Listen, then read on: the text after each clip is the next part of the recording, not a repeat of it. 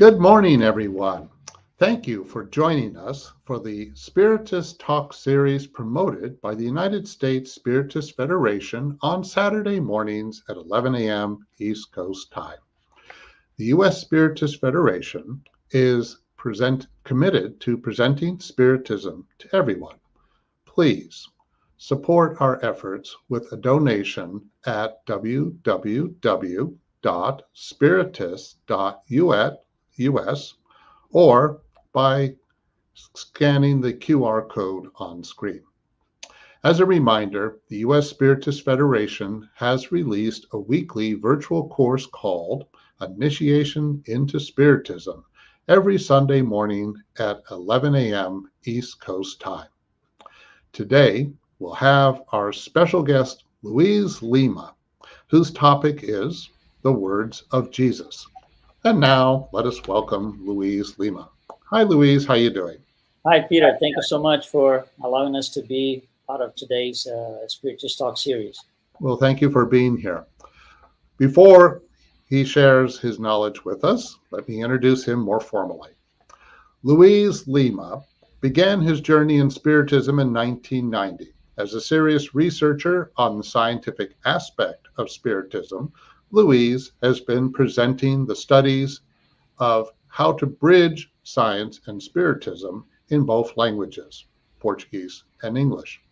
Mr. Lima is a renowned lecturer in the Spiritist movement and participates in local and national seminars and events all year round. LUIZ Lima holds a degree in electronic engineering, and he works in the computer network industry. Thank you for being here, LUIZ. Remember, everyone, to please send in your questions because we will be open for questions after his talk. It's all yours, LUIZ. Okay, Peter, let me take it from here, as we say. Thank you very much. I'm going to ask you guys who are following us right now, I'm going to start with a question. Did you ever hear that the Bible has been edited and altered many times over and over again? Well, then we got a sort of a concern here, because Spiritism is based on the teachings as Jesus, teachings of Jesus as a reference, and these teachings come from the Bible. They are written in the Bible. So if there's all of this concern about editing, altering, how can we be absolutely sure that what the extracts from the Bible used by Allan Kardec to explain to us in better words through the book, the Gospel According to Spiritism, how can that be trustable? We need to be on solid ground with this thing. We need to be absolutely sure that this is what he said, what Jesus said. This is what he was teaching the people at the time and still today. So we need to look into a little bit into how his words made into our lives, into our days. How was that done? Because it becomes important. So I'm going to start with Jesus walking through the people. He was walking with people in Galilee, in different places. So his teachings have two components. First component is his actions, what he was doing, and people were right there seeing. So I'm talking about actions, doing hands-on style, doing something. And the other part of his teachings were the spoken words. Those were the speeches, the talks, whatever you want to call, sermons. So there's two components here. These two components will establish, and we are going to get into details later, they're going to establish the authority that Jesus had to become who he came to be known by us. We're going to go into details further. Now, all of these things, these two things, the actions and the spoken words, at one point, they are passed along for those who are not with him. So let's say, for example, he was in Jerusalem, but the people, let's say in Jericho, they knew about it. They knew what he had said. So how is that passed along? In a first moment, this is passed along through verbal tradition. Well, we know verbal tradition, right? You hear something, you talk to, you pass it along to somebody else, who passes along to somebody else, and a third person, and a fourth. And the message can be a little bit modified, not necessarily voluntarily, but it can happen. It's something that we know. And then the authority becomes a little bit challenged, if that's the case. Now, when we go into verbal tradition, there's going to be a point several decades after his death where we feel the need to write his words to pass it along to the next generations, because those who are going to be born, later on, the future generations, they would not know as it was only based on verbal tradition. It just wouldn't work. So we felt the need to write his words. That's how the Gospels came about. Not only the 4 Gospels, there's many more, but all of them came because there was a need for that. Now, when we read something, and that's an important component too, if you read the Gospels, they do not carry any emotions. Written words to carry emotions have to be written with that purpose. For example, a professional writer, a novelist, they will, before they say what they're going to say, let's just say that the character will say the words, "I love you." Before the professional novelist, before he gets to the actual producing the words or printing the words, "I love you," there's a tremendous context with nice words, describing everything. He puts you into context. And then the "I love you" might make one sense or another. It depends on the context. And then as he places the reader into the context, we feel those emotions, we follow along. That's not the case here, because the New Testament, or the Bible in general, was not written with that purpose. So it does not carry the emotions of the moment. It's just words that are describing facts. So the authority and the emotions are the 2 components here to what is said. And these things, how did they make into our days? One important thing to look at is, this is inside the Roman Empire, which is primarily pagan. So paganism is the dominant religion. I'm not even going to say religion, I'm going to say practice. And that establishes exactly the main difference between Judaism and paganism.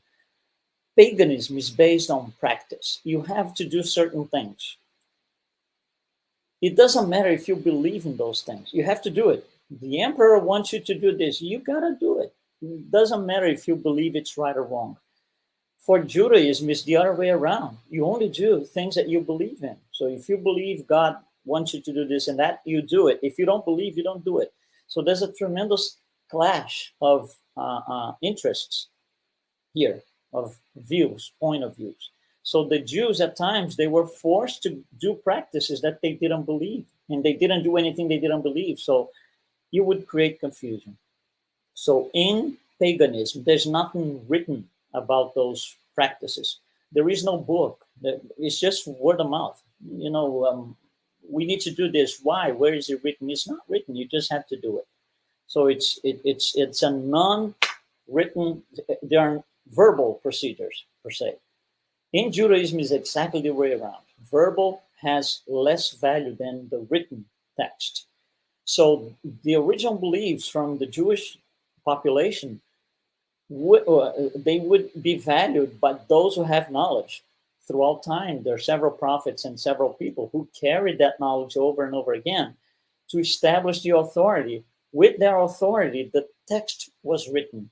So those who wrote the texts for the Jews, they carried the authority to do so. And those books, those written texts, became then the authoritative books. And those are the Torah. So you see, for Judaism, something had to be valuable, something had to be written. And that's exactly the reason why we decide to write what Jesus was saying, to carry on the traditions of Judaism so the next generations could look into a book that brought authority and, oh, okay, this is what I'm going to do, and follow his recommendations, his procedures, whatever they were envisioning at the time. So the written words of Jesus became fundamental for the people to believe and follow, for those who did so. Now, going a little bit back, verbal tradition. How does this happen? We got to go back 2,000 years ago. There is no internet. There are no planes, no cars. So one problem in propagating the message is distance. So Jesus is saying something. He went up the mountain and said something. That was in Jerusalem, for example. How about the guys in Rome? When are they going to get to know about it? So distance is a problem because the message has to be carried by physical traveling. There's no other way, and it takes time. And another thing, another influence of verbal tradition is time itself. For example, if Jesus said something 200 years later, was he still, quotes, saying the same thing, or did we kind of modify and adapt to our needs? So it's time and place have a component. They are components that matter into verbal tradition. Another thing that matters is cultural level. Different cultures will read those words or listen to those words and interpret their own way. And it goes throughout times until today. And another problem, language. When he first spoke, we're going to get into translations a little bit, but when he first spoke, he spoke in one language, and the language he spoke in is not the language that I'm reading the New Testament on. So there is at least one translation in between. How do we see that? Is that translation accurate? Yes or no? We're going to go back to this in a little bit. So that's about verbal tradition. Now, when we decided to start writing his words, a lot of people want them because they want to read. So we had to have copies of the originals throughout the empire, as many as possible.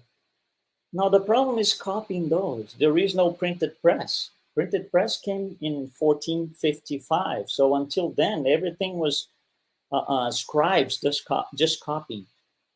These copies, they happen in two different ways. First is, let's just say, for example, that you have, go back 2,000 years ago, okay, that you have one of these texts, and my congregation doesn't. So I'm going to ask you a favor to, I'm going to borrow those from you so I can copy and I'm going to return them to you. But in my congregation, when I get the copy from you, in my congregation, I have to have somebody who can reproduce the text, and only 5% of the population can read and write. So it was hard to find. The people doing this were voluntaries. They were not professionals. They were voluntaries within each congregation trying to copy those texts. And those texts are not easy to copy. You guys have seen like Greek words and Greek letters. And these texts, they were a sequence of letters without space between words, without punctuation, dots, commas, nothing like this. It was a straight thing. And these people who were not professionals, not professional copyists, they had to copy these texts. So that opens the doors for a lot of mistakes, and there were a lot of mistakes.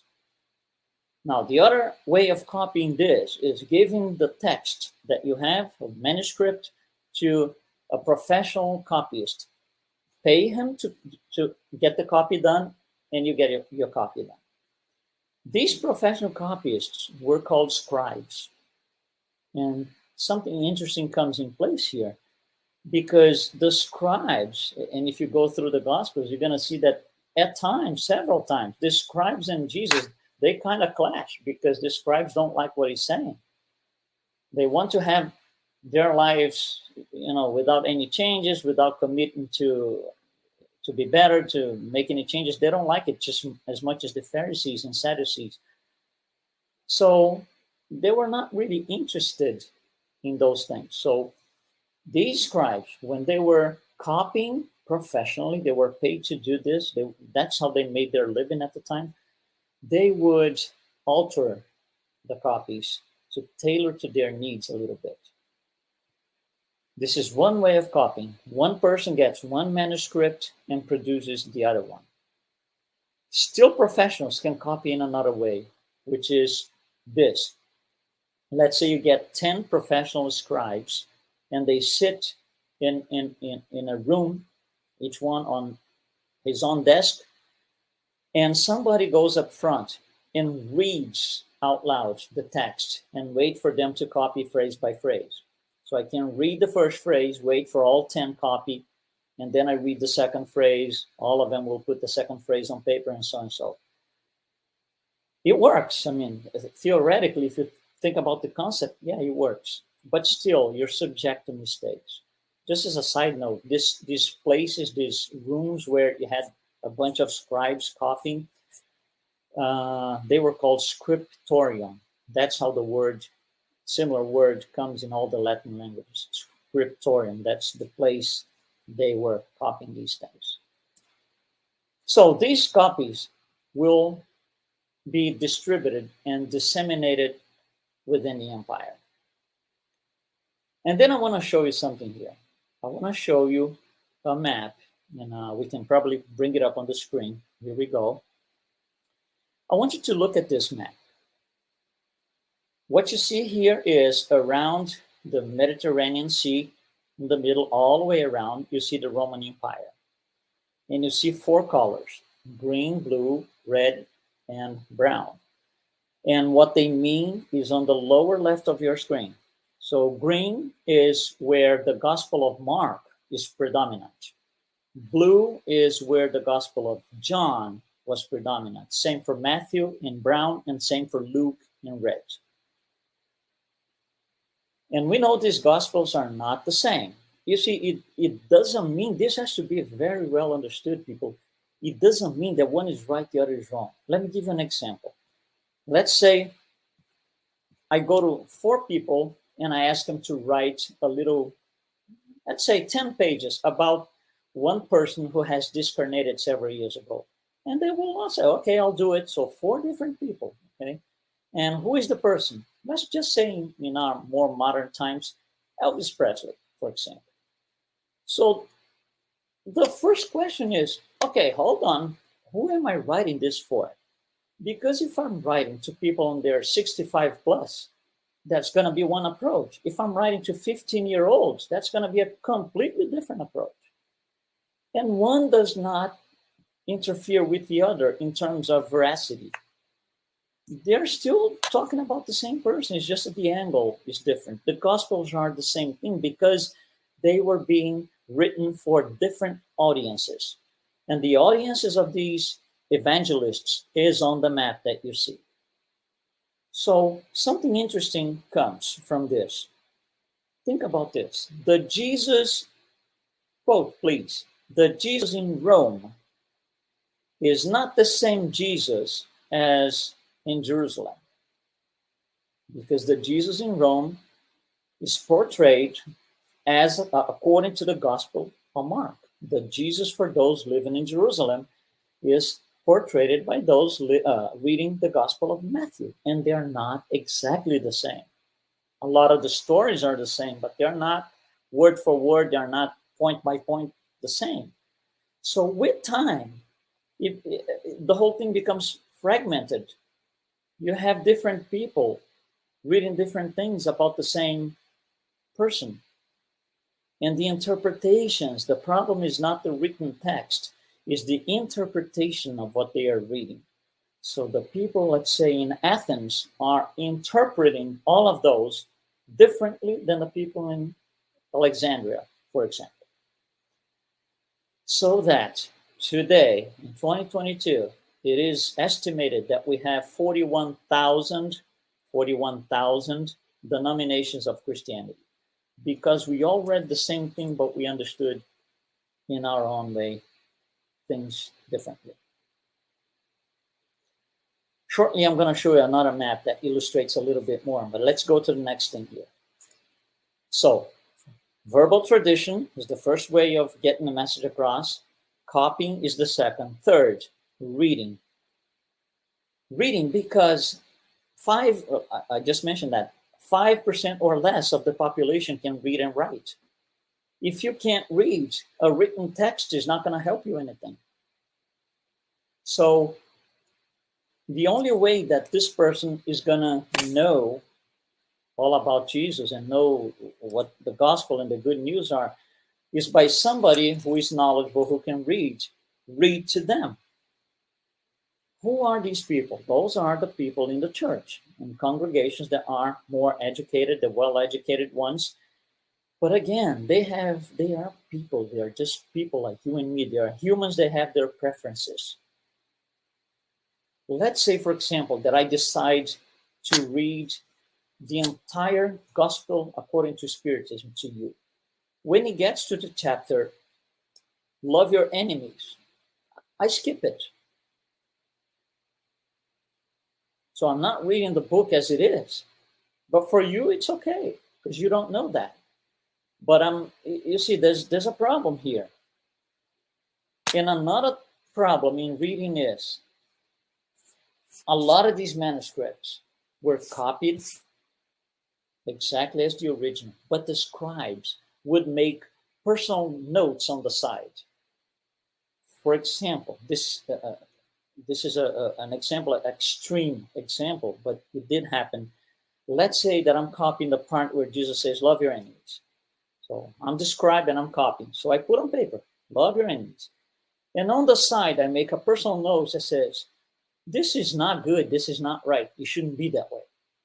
When the person goes to read that, they will read what I wrote as part of the authoritative text. And that's a problem. So reading has its problems. And then we go into the next one, which is translation. Well, for people, if you're listening to us and you speak or you have access to more than one language, you know exactly what we are talking about. Translation means interpreting the text to somebody else and telling that text under your cultural level, knowledge of words, knowledge of the vocabulary, and all of that. Knowledge, the history and context. So that's one thing. The other thing is, not all languages have the same abilities. For example, in English, the word friend does not tell you if it's male or female. In a lot of other languages, for example, Spanish and Portuguese, the word itself tells you if it's a man or a woman. For example, the word amigo is friend, but it's a male. It's clear. You don't have to ask. And the other way, the other one, amiga, it's already written. It's already telling you it's a woman. It's a female. So if I have to translate the following phrase into, for example, Spanish or Portuguese, my friend is here. When I translate, I have to, because of the words available in Spanish and Portuguese, which carry the genre, I have to make a choice. So my reader is gonna say, oh, this is a woman, or, oh, this is a man. This is not in the original text. This is, because of the language limitation, I have to make that choice for you. And depending on the context, this translation can be a disaster. And same way the other way around. Same thing happens. If you have to translate from Spanish to English, the English version of the original Spanish is my friend is here. And you're going to ask me, hey, listen, is this a man or a woman? Because the word in English does not carry that. So you see how complicated it becomes to translate. I want to show you a next map here, which, if you look at the map again, Roman Empire, but now it's divided in two parts, two colors. On the left part of your screen, the empire is represented in red, on the east part in dark blue. What this means is the languages that were spoken. You can see on the top right of the screen, red is where Latin was spoken. Dark blue is where Greek was spoken. The New Testament was, we're going to get into this in a second, was originally, let's just assume for now, written in Greek. So, okay, everybody on the eastern part of the empire will just read through, those who can read, of course, but they will read through and they're okay with that. But the people on the western part, they are complaining because they can't read Greek. They do not speak Greek. Their language is Latin. So I need to translate this Greek text, Greek New Testament, into Latin. And that was done in the year 384 by one of the people in the church called Jerome. So he did that translation into Latin. And again, translations have their own set of problems. One thing that I think we need to put our heads to think here, when we do translations like this, on top of the dominating gospels throughout the empire, and they were not the same, it puts another layer of complexity to the problem. You see, it kind of, it seems to us that it's getting worse as I speak. It is, actually it is, but it's not bad. We're going to reconcile everything at the end. But you need to be sure that you understand what the problems were and where we Spiritists stand with this. That's why I'm bringing all of those things. Now, in speaking about translations, last thing, think about Jesus himself. So the person is there speaking to people around him. There is almost 100% consensus, almost 100% among historians, that the Gospels were written in Greek. And my question to you is, did Jesus speak Greek to the Jews? I think the answer is pretty easy.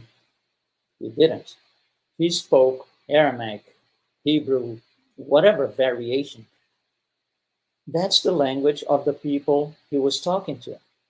So even if you were there and you can read and write, and you're sitting there at the Sermon on the Mountain, right there, underneath Jesus' mouth, and he said, the first letters, you start writing them. But if you wrote in Greek, that's already your interpretation. That's your interpretation. So even the first gospel, which is going to generate copies and copies and copies and copies with all the problems that we lay down here, the first one, if it was written in Greek, that's already not 100% the words of Jesus. But luckily, there is something called the Hebrew Gospel of Matthew, which is the original written in Hebrew by somebody, not necessarily Matthew the apostle. It seems like it is. Everything indicates so far, especially in the book Paul and Stephen, it seems to be himself under Jesus' mouth, right there, writing the words in Hebrew. When you reconcile the Hebrew Gospel of Matthew with the Greek Gospel of Matthew, the traditional gospel, they are very, very, very, very close. There might be one thing here and there. In the Greek Gospel, you will see at times they will write a word in Aramaic, and in parentheses, they will see, which in Greek means this, this, and this. So that's a good thing. So there is a way to reconcile these two things that gives us like more easiness to when we read these things. And the last thing about propagating the written message of Jesus is alterations. We spoke briefly about this. Alterations could be involuntary because The texts are being copied. It's a massive amount of pages. It's a lot of work. And yeah, mistakes will happen here and there. It would happen to us if you give me a 300-page, 8.5 by 11, handwritten, and you tell me, copy this, using, again, handwritten, I'm going to make mistakes. So there were involuntary mistakes, but there were intentional mistakes. Intentional mistakes happen because the person copying, the copyist, professionally or not, they thought the theology being taught wasn't what they wanted, wasn't good enough. So they omit parts. They do harmonization of text. Harmonization of text is something like this. Let's say that I'm a scribe, and instead of getting one manuscript, I was able to get two. So two copies, and I'm going to produce my copy out of those two. So when I get to a certain point, I read the first manuscript and I read the second, and they are not the same. Let's just say, to make it easy, the first manuscript says, Jesus went up the mountain to speak. And the second says, Jesus came down the mountain to speak. So when I look at both, I say, oh my God, what am I going to do here? I got to choose. Instead of choosing one of them, I produce my own version, which is Jesus was at the mountain, and he spoke. At the mountain is not from the first manuscript, not the second, so I just created a new one. That's what harmonization does. It's an alteration of the text, intentional alteration of the text. It might not necessarily be bad intention, but it's intentional. It was something at the conscious level. And there's also personal belief. Those copying text, they have their personal beliefs, and not necessarily you would go with what was written on the text. Okay, so now we, as Spiritists, we stop and think. We put our two hands on our heads and say, oh my God, what am I going to do now? It's not bad. Really, it's not bad. When you go to this book here, The Gospel According to Spiritism, and I'm going to put this on the screen for you, and you read the first paragraph, not in the middle of something, the first paragraph. I'm going to reproduce the first paragraph on the screen. It is the entire text is just laid out in a way that makes it easy for us to understand. Here goes. That's how the book starts. This is Allan Kardec, The Gospel According to Spiritism.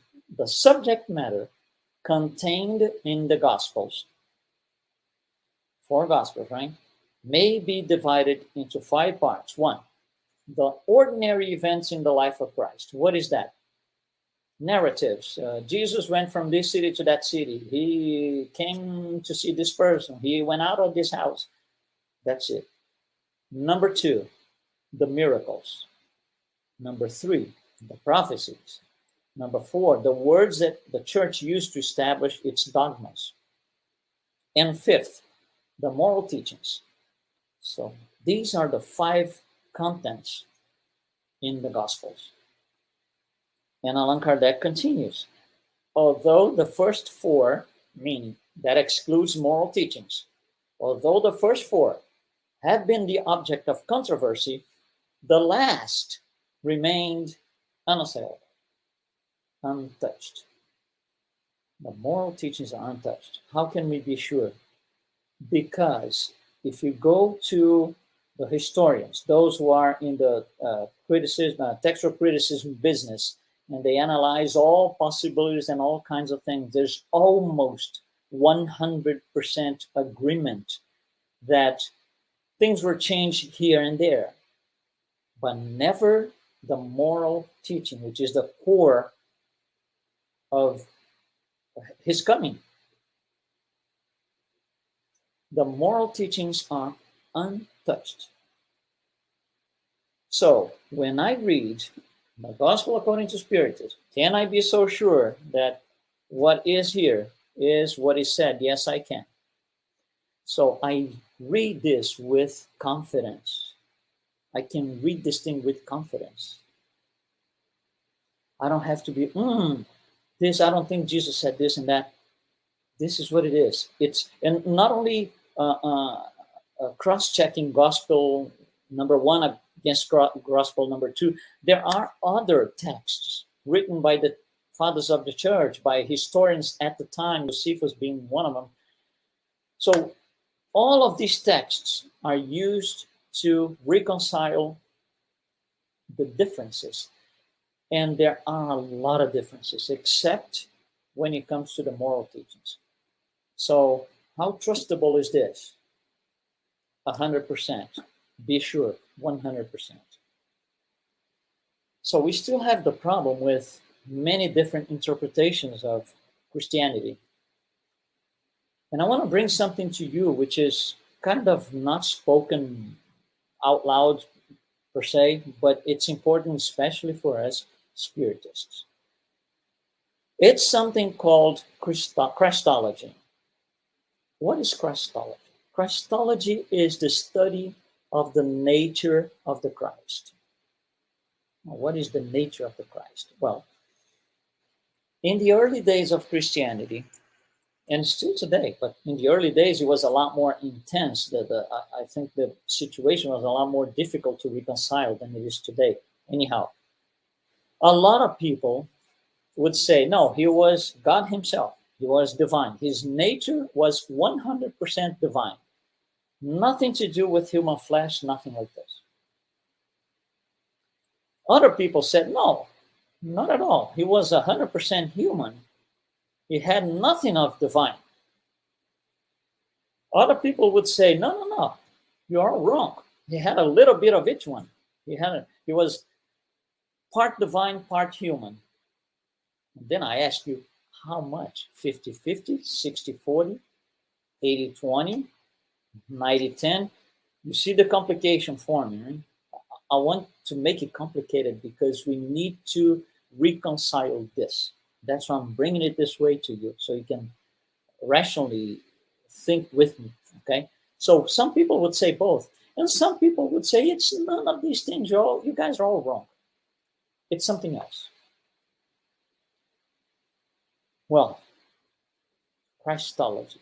So what happens in the early days of Christianity is this.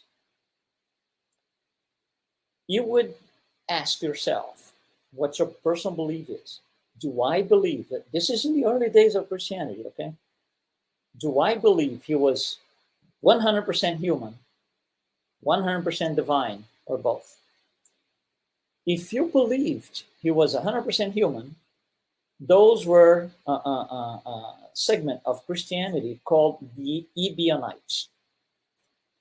But if you believed he was 100% divine and the body was like a fluidic body or something like that, that would be another fragment of Christianity called Docetism. So you would be a Docetist, believing that Jesus was 100% divine, his body was something fluidic. They wouldn't know how to explain. That's the other thing. Now, there's a third option here. The third option is, I think he's both.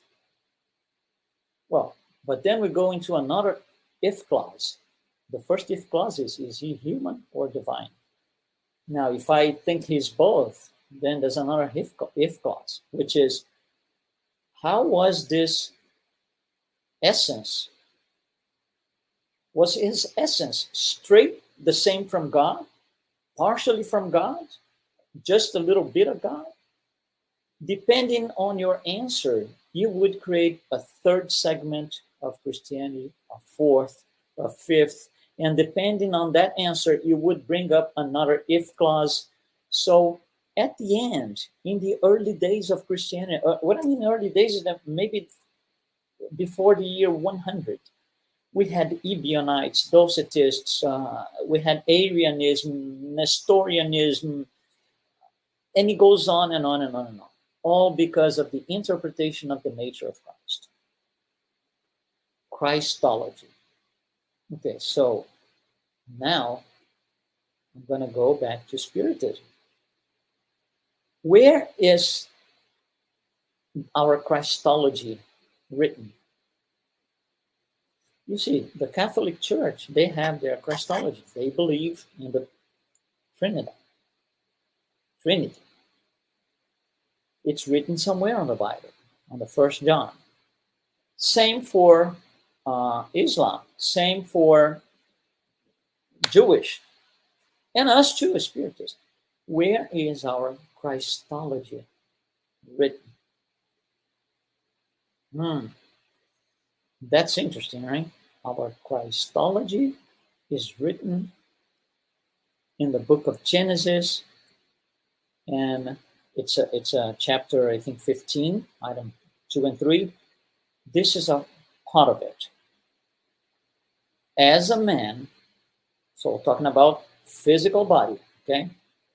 He had the bodily composition of corporeal beings. What is that? He had cells, he had liver, he had heart, he had hair. Everything he had in his body, you and I have. Nothing different. The difference is not in the corporeal being, meaning the body. Allan Kardec continues, but as a pure spirit, detached from matter, right? Pure spirit, detached from matter, he must have lived the spirit life more than the corporeal life, the weaknesses of which he would have not had. So you see, it appears so far, we're going to go back, we're going to continue the text. It appears so far that the difference between Jesus and us has to do with the spirit. He was a pure spirit. And then Allan Kardec continues. The superiority of Jesus over you and me was not linked to the particularities of his body.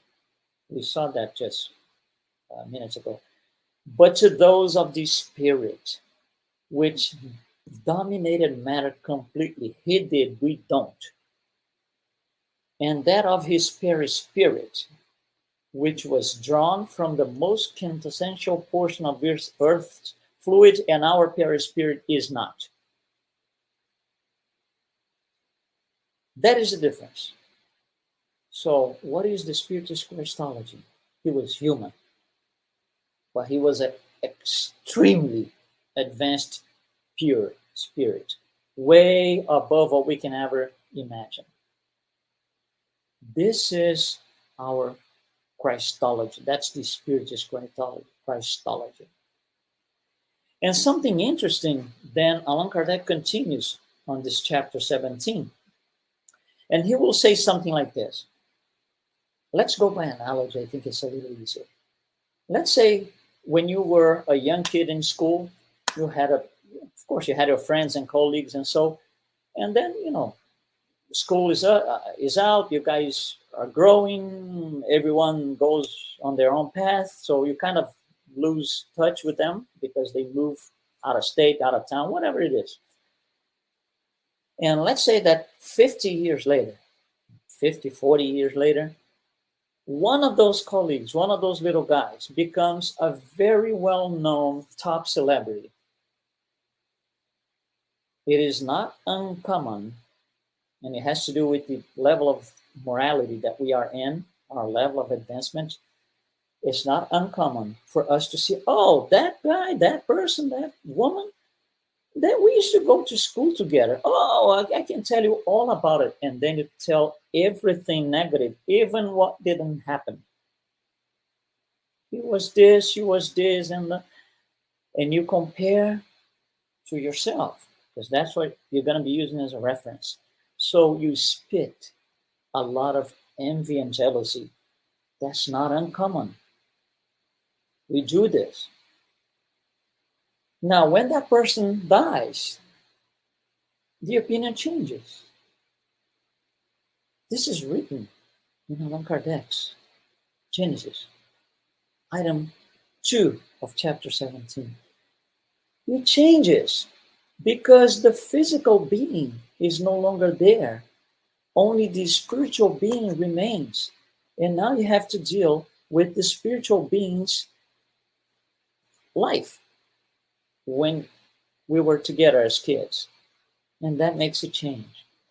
That makes that person absolutely more valuable than before. You see, that's why, and that's beautifully explained. I urge you, I encourage you to read through chapter 17 of Genesis. It is incredible how much more weight the words of Jesus carry today than 2,000 years ago. It's so much so that we put him on the cross, because what he was saying was no good. Today, we value his words. We are sorry that he's not here with us, telling the same thing. Oh, how I would like to be, to meet him, to be heard by him, to hear him, because we put a lot of value in what is said today, but we didn't do it at the time. We put him on the cross. So with time, things will change. We will change. We will have a better understand, better knowledge. And the more time it passes, the longest we are, the furthest we are from the days he was with us here on earth, the more valuable his words were. We keep reevaluating this all the time, and they become more precious than before. That's very interesting, the way Allan Kardec, with the Concourse of the Spirits, of course, he portrays that in the books. Very, very, very interesting. And I want to make a last point, which is this. If you remember the map that we showed you before, where we had the distribution of Gospels, here's the map again. So again, you look at the colors on the lower left, okay, and you look them on the map, and you can see which Gospel was predominant in which region. So Mark had his audience. It was written for the people in these locations that you see in green. John had a different audience. He was writing for the people in the blue areas. Same for Matthew in the brown area, which is very Jew. Matthew's gospel is very Jewish. And Luke was writing for the people in the red areas. So that's fine. We understand that. I gave you the example of writing about Elvis Presley. So it's going to be different depending on the audience. Now, who was Jesus speaking to? Mark is speaking to the guys in Rome and Alexander and so. Luke is speaking to the guys in Greece and so. Who was Jesus speaking to? Because he said things that were, to say the least, challenging. Here are some of them. My kingdom is not of this world. And people look at him at the time and say, what do you mean by that? It's challenging. It's complicated. There are many dwellings in my Father's house. They don't even know where the Father's house is. What's the address? What's the city? How can I get there? That's what it is, people, at the time. So he talks about the Beatitudes. People, they struggle to understand. Love your enemies, I think, is maybe the number one most complicated one. So he said, love your neighbor, be perfect. He said these things. And these things are challenging. Who was he talking to? Who was he addressing the message to? He was not addressing this to Peter, the ship fisherman. He was not addressing this to Matthew, the tax collector. He was addressing this to immoral spirits. He was addressing this to immoral spirits. One of them, who was incarnated at the time, had the name Peter, and he had an occupation, fisherman. He was talking to immoral spirits. One of them at the time had a name, Matthew, and had an occupation, tax collector. So what he said to those people that were physically with him, around him, does not take it, does not exclude you and I from his audience. It does not. And this is very, very clear in this book here, Gospel According to Spiritism. I didn't have to be physically there, incarnated at the time, so didn't you. To get to this thing, to understand what it said, internalize and live by it. He was talking to me too. He was talking to you too. He was talking to all of us. So the words of Jesus, they overcome time and distance. Apart from all possible editing, alterations, changes in the Bible, because these things, none of them change the moral teachings. And that's the only thing that we as Spiritists are interested in. We are not interested if he's died on a Friday or on a Thursday. We are not interested if before saying something, he went up the mountain or down the mountain. We don't care for those things. Those are narratives. We don't use the narratives because they don't teach us anything. The teachings are in the actions and spoken words, not in the narrative. When the gospel says Jesus went from this city to that city, that's not something that came out of Jesus' mouth. So yeah, it's nice to know. Maybe it's very interesting. So he was here and there, but this is only narrative. His words overcome time and distance.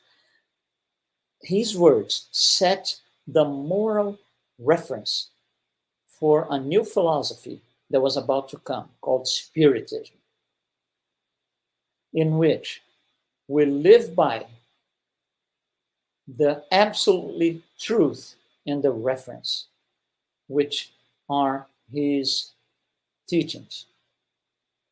His words set the moral reference for Spiritism.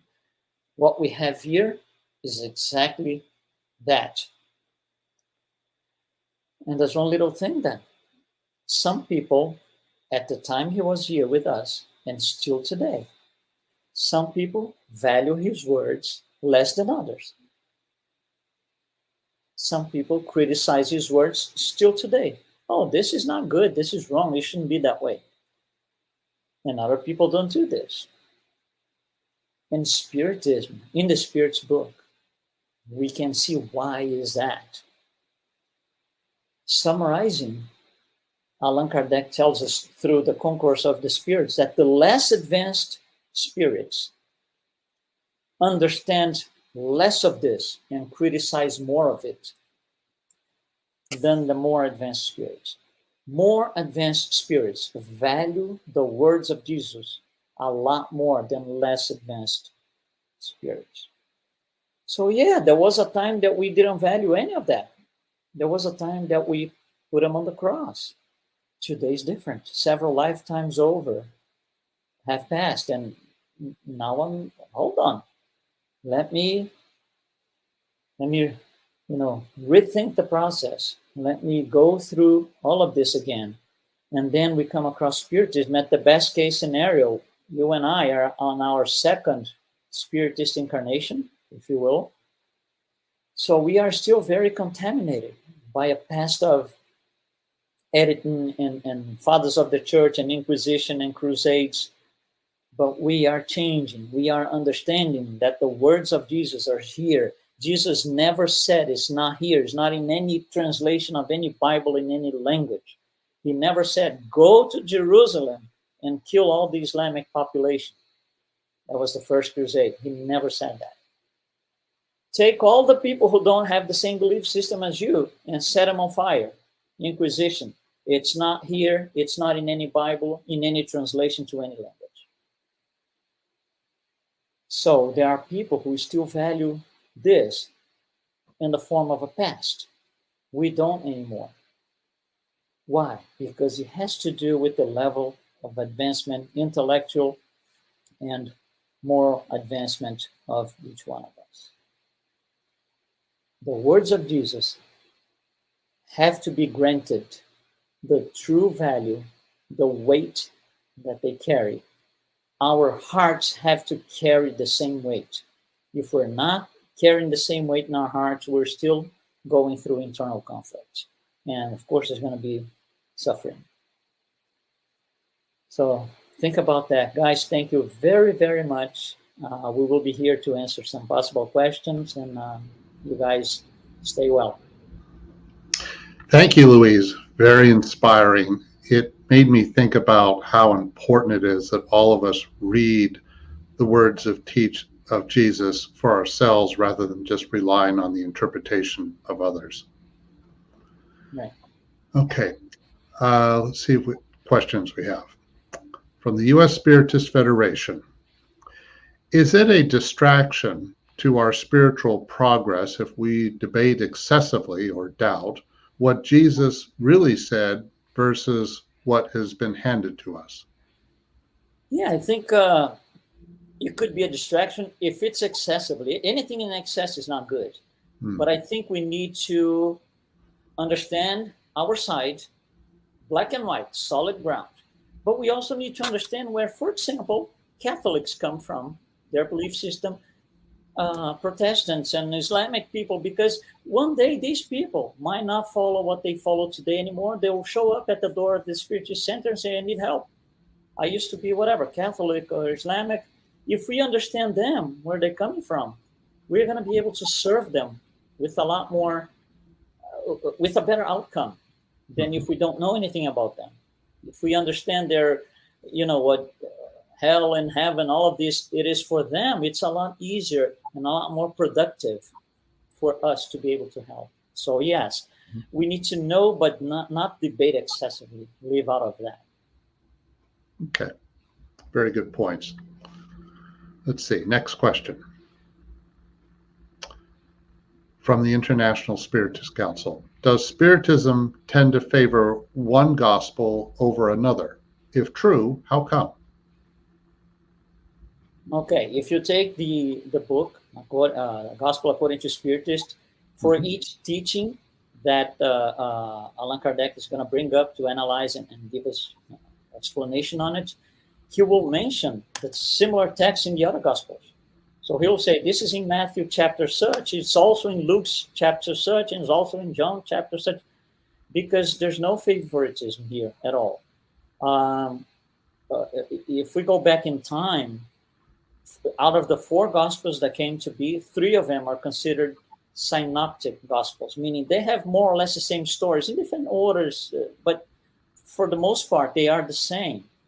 And the only gospel that's a little bit different is John's Gospels, because he's focused much more on the spiritual life than in the narratives and the physical life of Jesus. So it's a different thing, but one doesn't go against the other. We use all of them, but we do not use the narratives.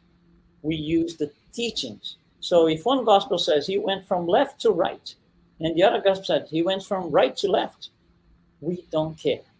It's not important. So yes, there's 4 Gospels. 4 in the Bible. There's a lot more Gospels than 4. One Gospel that was left out on the choice of the New Testament, and that happened in the year 276, was the Gospel of Thomas. The Gospel of Thomas is a collection of 114 sayings of Jesus. There is no narrative. The 114 lines all start the same way. Jesus said, quote, and then what he said. Number 2, Jesus said, quote, and then what he said. That's the Gospel of Thomas. It's not even part of the New Testament, but it's beautiful, beautiful, beautiful. That's the word of mouth, if you will. That's Jesus speaking to us. And it's not even part of the Bible for different reasons. It's not the point today.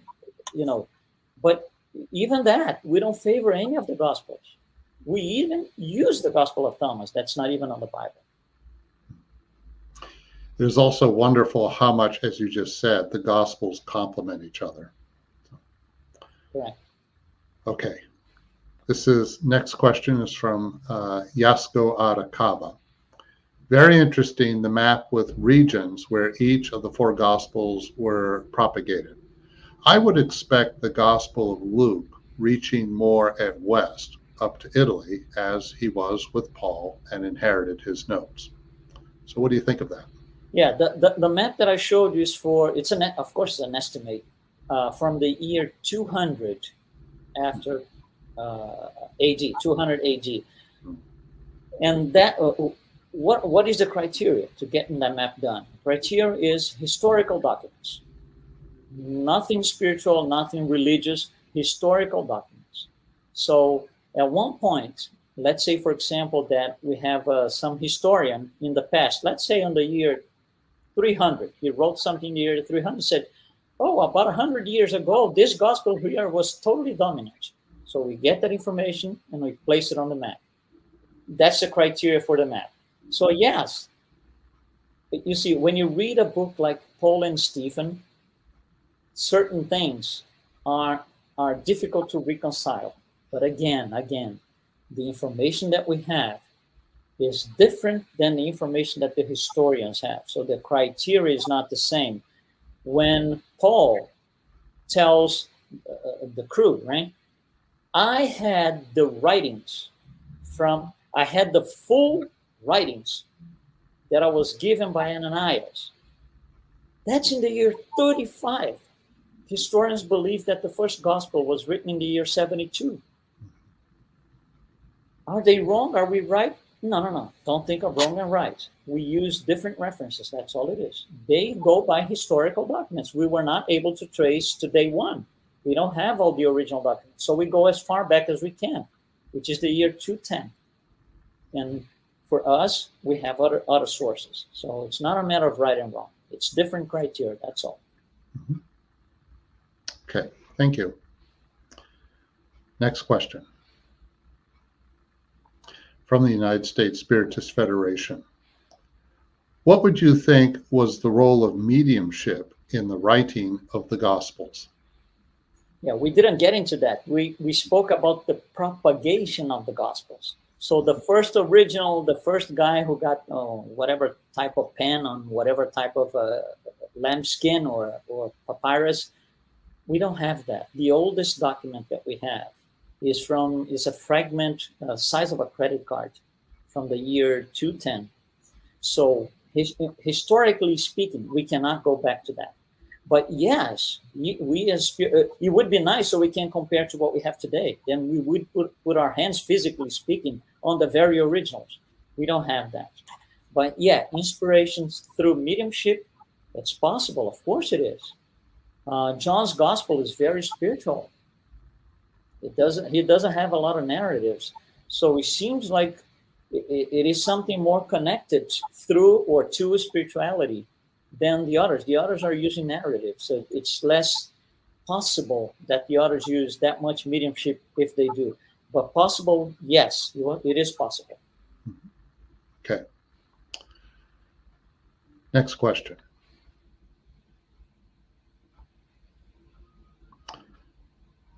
From the International Spiritist Council. LUIZ, can you elaborate on why the Gospel according to Spiritism cautions us not to take some of the words of Jesus too literally? Okay. Spiritism starts with the Spirit's book, of course. So Allan Kardec starts getting all these answers to his questions. He was the one making the questions to the spirits. And at one point, he understands what the thing is all about. It's all about morality. And so he goes back to the spirits and says, who can be my God? Who is the one that I should follow? And the answer is a straightforward answer, Jesus. If you are Allan Kardec in 1855 or 6, when he's preparing his material, what would you do? I need to know everything about this guy. Absolutely everything. What he did and why, what he didn't do and why, what he proposed, what he didn't propose, I need to know everything. There's only one spot for me to know this thing, which is the Bible. Allan Kardec had to go back to the Bible, study the Bible deeply, and the New Testament, and try to understand who Jesus was, because that was the answer from the spirits, question 625. So as he's studying this, you see, Allan Kardec is this very extremely 100% analytical guy. He wants black and white answers for everything. So when things were a little hazy and fuzzy in the New Testament, he would go back to the spirits in his mediumistic meetings and ask, this is written in the New Testament. Can you clarify this? The spirits would answer to him. Those answers were published in the book. The Gospel According to Spiritism, at the end of each chapter, it's called Instructions from the Spirits. That's the answers to the questions he had. In those instructions, that's where you get the general feeling. You're not going to see a phrase that says, don't take it literally. But in those answers, you're going to see that that vision, take this route here, not that route. Don't take it literally as a concept, not as a phrase in the book. Don't take it literally. Take it more like he's a counselor. Jesus came as this great counselor, and Spiritism came to explain what he's, saying, why he was telling us what he did. Okay, thank you. Last question. When approaching the words of Jesus, is it fair to see Spiritism as taking a back to basics approach? Okay, this is what we need to, we don't get into that because it wasn't the thing, but to answer the question, I'm going to get into that. If you put a timeline in your mind here, you put a timeline, we start from Jesus. When we get to the problem with the Christology that we discussed around the year 110, 114, the problem starts to be bigger than expected. So you start having these fragments of Christianity, Ebionites and all of those that I mentioned, Docetists. So it gets fragmented. When it gets to the year 1054, a huge schism, a huge break in the church takes place. So now, as of that year, 1054, we have the Western Church, which becomes the Roman Catholic Church, and the Eastern Church on the empire, which is the Orthodox Church. And from those points, the Catholic line has a bunch of branches that come out of it throughout time. Same for the Orthodox. So that today we have 41,000 denominations of Christianity because it's all fragmented across time. When Spiritism came about, when Allan Kardec was preparing his material, he has to ask the spirits, I have a Bible, but which Bible? Which translation? Where does it come from? The Latin? Does it come from the Greek? All of those things. And then that's what we understand. We are not fragments of any of these things. We go to the word of mouth of Jesus. We go to the words of Jesus, not to the words in the Bible, translation number such, not to the New Testament published in the year such by King James. No. Because those they are biased towards whatever the scribes and even King James himself changed the Bible because he wanted the beliefs to be different. That's where the Anglican church is born from. We don't do any of this. We go to what Jesus said. This is what he said. There's no more back to basics than to put your ear on his mouth and hear what he's saying. So yes, Spiritism does go back to the basics altogether, 100%. Thank you. The Russian novelist Leo Tolstoy is very interested in this subject as well. Has a lot of interesting things to say about that. Okay, so thank you everyone who watched this live, and we thank you all who have been following our weekly talks. And once again, thank you for supporting the U.S. Spiritist Federation with a donation at our website or by scanning the QR code. The U.S. Spiritist Federation, in disseminating Spiritism for everyone, does invest funds in producing new materials, and so this does require support. So all help is appreciated. Please note, there will not be a talk next Saturday, June 4th, due to the United States Spiritist Federation's General Assembly meeting. Our next talk will be on Saturday, June 11th at 11 a.m. We will have Daniel Assisi. The theme will be announced soon. And now, before we end our live, Louise, can you do a prayer for us? A final prayer? Absolutely. All right. Thank you, everyone, and have a great weekend. So let's concentrate ourselves in the image of the Master. Let's ask him for his presence in our hearts right now, in our minds. Thank you, Jesus, for this opportunity to be here discussing your message, trying to understand better, trying to bring it into our hearts as deep as we can.